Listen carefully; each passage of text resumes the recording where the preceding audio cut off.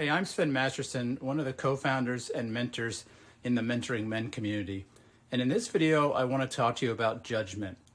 Judgment, perhaps more than just about any other thing, kills relationships, especially romantic relationships, and even long-term intimate relationships like marriage.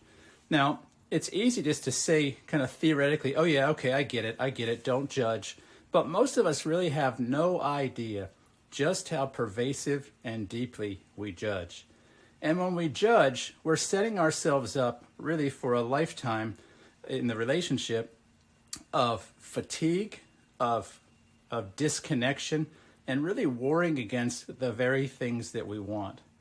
Now, when it comes to judgment, I like to get a little bit mechanical. I'm a hands-on guy. I like to know how things work. And I want to understand what judgment is because, like I said, when we talk about it, we throw these terms around without really giving a lot of bandwidth to precisely what they are, what they mean, etc. And so I have here with me some blue blockers. Now, I'm an enthusiast of things like personal fitness and understanding my physiology. And so I have blue blockers because when I wear these at night, they block the blue light that stimulates the mind. It's easier to be drowsy and it's easier to fall asleep. And the way blue blockers work is when I put these on, aside from my family telling me I look like Bono, I no longer experience the blue light from things like my cell phone and my television and whatnot. And in that moment, things actually look a little differently. In fact, if you don't have a pair of blue blockers and you go into your mobile phone settings, a lot of times you can activate a setting that simulates this by eliminating the blue light spectrum from the display. But right now, in this environment I'm in, everything looks a little bit yellow. And that's because these glasses are blocking the blue light spectrum from reaching my eyeballs. What's kind of happening here is very similar to judgment. You see, when I go throughout life, I am looking through lenses. I don't realize this because it's the only view we have ever had. But the view or the lens that I am looking through is the experience, the sum total experience of how my life is gone. And so when I experience something in the world, my brain is recording it. It's recording not just the raw data from how I experience it, but it's also recording my conclusions, my assumptions, my how I feel about something at an emotional level, and it's recording how I concluded meaning from that event. And so this is the lens at which I look through everything. And so very subtly and very sneakily in a relationship, and really all of life, when we encounter things, we're going through moments and we're going through experiences as human beings, and we're seeing them through lenses. And you might call those lenses other blocker lenses instead of blue blockers. And what that is doing is it's filtering the experience to match the lens of our understood perspectives. And so when I relate to somebody, I relate to the world, I see something happening in front of me, I'm seeing them through a lens, and that lens will cause me to experience those moments differently. Now, judgment is when you become utterly convinced that what is happening out there is exactly like your lens sees it. And this is why it's so dangerous, because these lenses, my other blocker lenses, have essentially filtered out all the possibilities that might be in play here about what I see, and have narrowed it down to mine. Like, if I've been hurt by somebody saying a certain thing, if I've been hurt by someone having a certain facial expression, when I see that facial expression, when I hear those words, when I experience a moment, I'm filtering them through the lens of self. And because I see those through the lens of self, I make certain determinations. Now, that's just a normal human thing. There's nothing wrong, and in fact, it's impossible not to see the world through your lens. But judgment is when you insist that the way you see it is reality. And this is why it gets us in so much trouble, because someone may be operating out in the world from a completely different perspective than you. They might have a completely different set of motivations. They might have a completely and wildly different set of understanding and causality. And the moment that you insist that how you see it is actually fact, you're judging. And in a relationship, this really causes a lot of havoc, because your partner actually may be doing things from a really pure heart. They might be motivated to do something towards you because they want to show you love.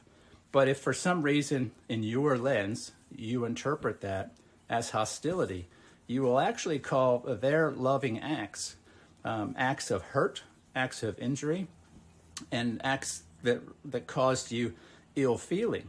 Now, we all know how it feels when someone misunderstands or misinterprets our acts of goodwill and good intention. Most of us, if we're honest, would just say, well, I'm not going to do that again, and we pull back. And in this way, that person's judgment has disconnected them from us, because we retreat. We say, you know what, it costs too much to try to show this person high regard. And so I'm just not going to show them anything. I'm going to distance myself. And in this way, judgment is just ruinous. Now, you can't let go of your lens. Not easily, but you can begin as a man, as a woman, to understand that you have a lens. And what you can start to do is let go of the idea that your lens represents absolute reality, because quite often it doesn't. Now let me demonstrate this to you another way. I'm going to take off my Bono blue blocker, other blocker glasses, and I like to use a visual representation when I speak to clients on the phone. And if you have a piece of paper, you might follow along. And it's really simple. I want you to just draw a circle that represents all known possibilities in what we understand to be the universe. That means everything imaginably possible out there, right? Now, on an 8.5 by 11 piece of paper, you can't make this circle too big. And on a YouTube video, it's gonna be very hard for me to be very precise with my circle. So this is all possibility in the universe. Now, I want you to imagine drawing a circle within that of how much of all possibility and knowledge you specifically possess. Now, we probably can't accurately do this and have it still show up on video. So I'm going to just draw a little dot right here, right?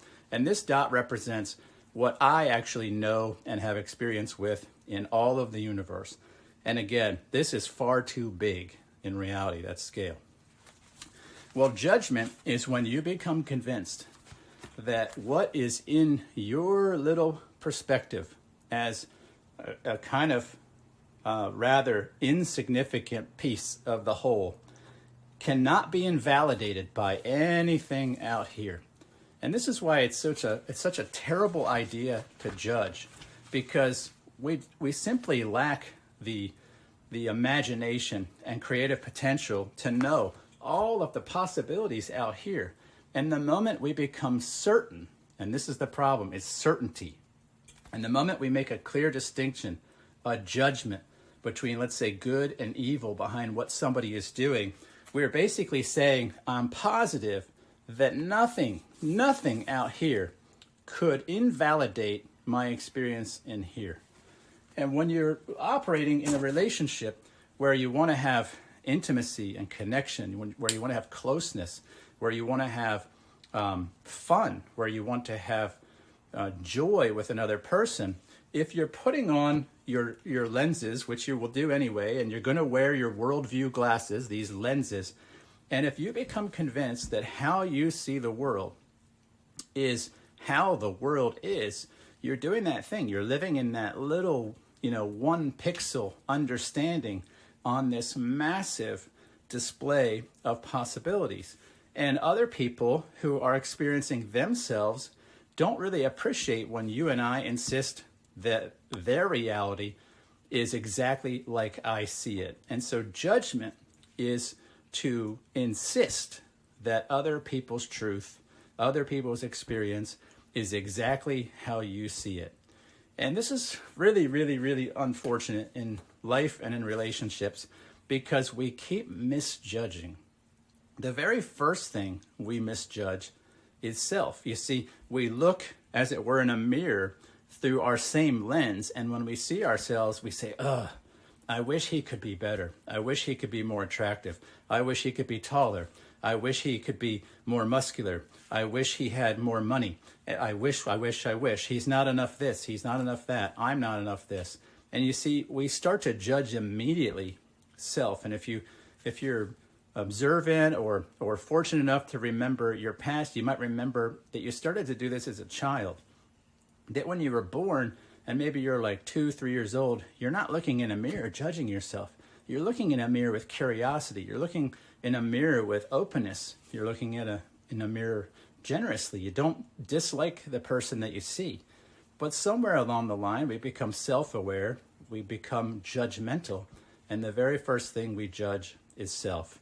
And because we judge self, we oftentimes are doing so incorrectly. We're coming to conclusions about things like our value, our worth, our significance.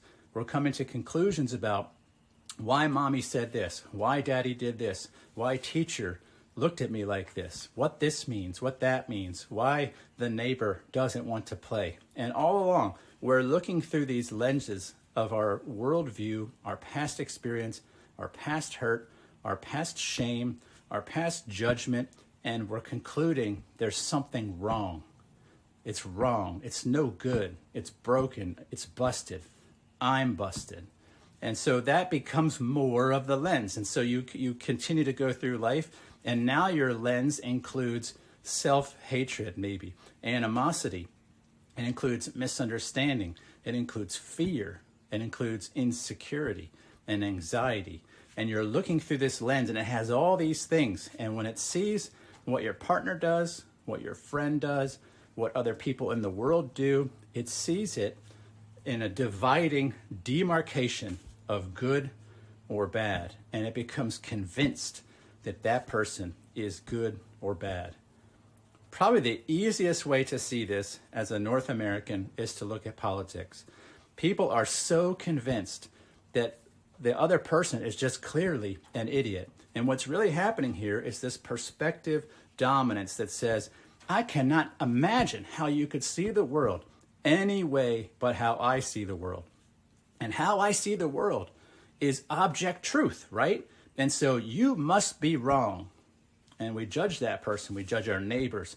We judge our family. And what happens when you judge somebody? You disconnect. And in my lifetime, I have seen just the starkness with which we are dividing more and more and more as we become more and more convinced that our judgments are our objective truth. And they're not. And they disconnect us from one another in the community and in culture. And I want you to understand this same force is at work in your marriage. It will undermine you as you begin to believe that how I see the world is true, because you will judge your partner's perspective, you'll judge your partner, and it'll disconnect you. Now, what we do on Mentoring Men in our deeper work, our course called The Renewed Masculine Men, is we help men to basically not take these off because we can't, right? But we can learn to look at them and evaluate them and say, you know what? Turns out there's a big scratch right there. There's some problems with this lens. Now, I can't not wear my worldview lens, but I can identify the parts that filter for a certain conclusion. I can see where my worldview, my set of lenses, have conditioned me to see certain things with a nefarious or a hostile intent. And I can change that. I can change parts of my worldview by re-understanding and with the help of other people, other possibilities that don't make the other person a bad, malicious, kind of malevolent being. But they say, oh, maybe that person was also acting out of a good place. Maybe they were not trying to be hostile to me. Maybe they were not trying to communicate ill will, but they were actually trying to love me. And so as we adjust our worldview, as we put on better lenses, we end up judging less because we have given ourselves the ability to imagine, you know what, that person has a lens too, and I bet they're acting out of their understanding, and I bet I don't need to take it personally because they're just living the world as they see the world. They're not trying to do something to me. They're having an experience in them. And this starts to create something which is always there when judgment is not. Can you guess what it is? It's called acceptance. Acceptance is our natural state for other people when we're not judging them. We're just naturally accepting that, oh, that person has a way that they see the world. They have a way that they live their life. They have a way that they think, a way that they communicate, a way that they try to express themselves. And I don't need to see that as good or bad. I'm just seeing it through my lens. And there's no objective truth necessarily to everything in my lens. If they act a certain way, maybe I've just been conditioned over a lifetime of bias to say, that's a horrible way to act. Then again, I might think it's a beautiful way to act, and they might be doing something malicious. And so if we can learn to adjust this judgment we have, if we can learn to appreciate that we do this and to recognize I'm just being judgmental, we can relax our grip on our perspective. It doesn't mean we have to change our perspective. It means we have to learn to appreciate that we have one, but so does the other person. So does our neighbor. So does our partner. So do people in the other political parties. Everybody has a perspective through which they see the world. Now, am I saying there is no objective truth? No, I'm not saying that. But I'm saying be very careful about believing that you are uniquely qualified to measure what that is and to begin to judge other people against that standard. That is a very pompous and arrogant position to take as a human being, because it really is to insist that what's inside my understanding can in no way be refuted or invalidated from what's out here.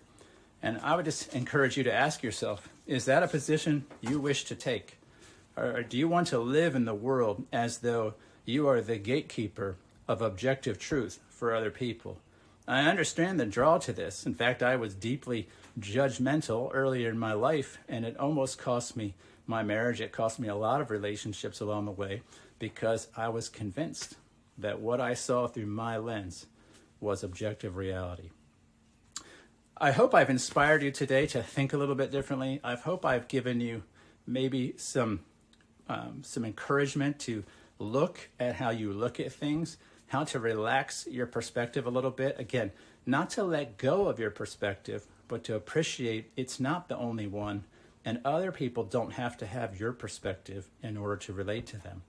And so if you find yourself thinking about other people and judging is how they think, good or bad, just stop. Just call a timeout on yourself, look inwardly and say, what am I doing? Why am I so concerned about what this person is doing, how they're thinking, how they're seeing the world? And just realize that you're being judgmental. Let it go and move on. Focus on you. Focus on, are you living the life you want, the way you want?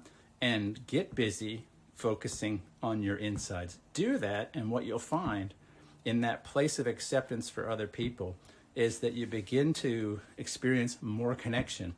And from that place of more connection, you start to heal relationships that are fractured and broken and in peril. If this is making sense to you, or if you'd just like to talk about a little bit more, I want you to scroll down in the description and you'll see a link. There'll be a couple links. The first one is where you can set up a one-on-one session with myself or one of the other mentors on Mentoring Men, and we could talk to you more about these concepts of how judgment really just wrecks a relationship, especially a romantic relationship. If you want to go further than that, you want to skip the one-on-one, you just want to join a conversation among men who are committed to being their best, you can just go right down and you'll see an opportunity to click and sign up for our Mentoring Men community. It's a beautiful community of about 220, 230 men at the moment who are on a shared journey of discovering what it means to be a mature, masculine, confident, and grounded man, a man who is not focused on what is wrong and other people, but is looking at himself and how he can be his best, you can sign up for that community below. It's $25 a month. It's a bargain. You get 20 or so live Zoom sessions among the community per month, plus tons of free courses, vigorous conversation, all in a non-judgmental place where everybody's perspective is welcome and where people are free to engage in conversation that is meaningful, deep, and rewarding. With that, I wish you a good day. I wish you the best in understanding your lenses, and I'll talk to you in another video. Take care.